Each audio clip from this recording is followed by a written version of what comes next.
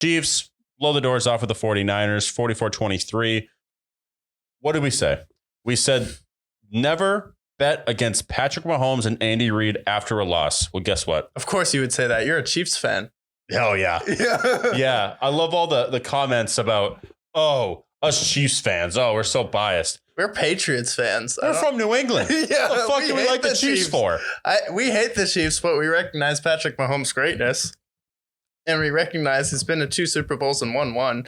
Josh Allen's done not that in the playoffs. Ooh, man. So it's like head to head. Has Josh Allen ever beaten Mahomes in the playoffs? No, he's beat him in the regular season, but it's like until you get over that hump in the playoffs, I'm not going to pick you to be better. It's like, I'm sorry, you haven't proven it yet. Even though you've had 2 of the best playoff games ever, you still had a better roster that year. And that's all I'll say. But Chiefs come out here, drop 44 on the road, which is the most impressive part, against a former Super Bowl opponent. You're going up against the 49ers, who just added Christian McCaffrey to that already great offense with George Kittle and Deebo Samuel. So the 49ers are going to get better this year, but this game was kind of just, the Chiefs were pissed that they lost the last game. And then Patrick Mahomes wasn't having it. Juju Smith-Schuster went off again.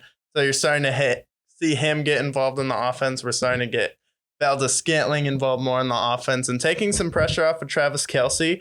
Travis Kelce is still productive, but Patrick Mahomes really been receiver by committee this year, and you're seeing the new faces on that team getting more and more involved, and I love to see that. And I love to see their defense dominate. I say it every week, but their defense usually isn't good till past the halfway point, but we're seeing Carlos Dunlap make a impact, Nick Bolton, Chris Jones, and then you got Reed from the Texans. So overall, I've been really impressed with the Chiefs. Yeah, my big takeaway from this offense, Juju Smith-Schuster on his press conference mentioned that him, Patty, Travis Kelce, and Marquez Valdez-Scantling all went in on a game of Warzone. They played about 2 hours of Call of Duty, and he thinks that started 2 weeks ago, and since then there's been way better rapport with them, way better chemistry. Right.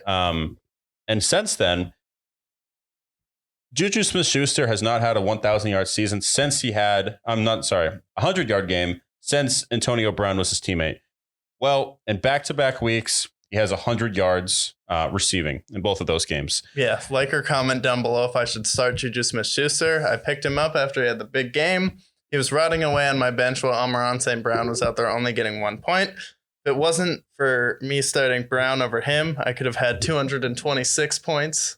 Yes, 227 points if I started and that was Juju. the game. That's what determined his win or loss, whether or not he started Juju over Amon-Ra St. Brown. No, I tripled my opponent's score. But as far as the Chiefs are concerned, I've never been a huge fan of Juju Smith-Schuster. I think his personality is cringy. I think he's can be kind of annoying, but I give him a lot of credit because right now he's on pace to have his best offensive season since his big breakout 2018 season.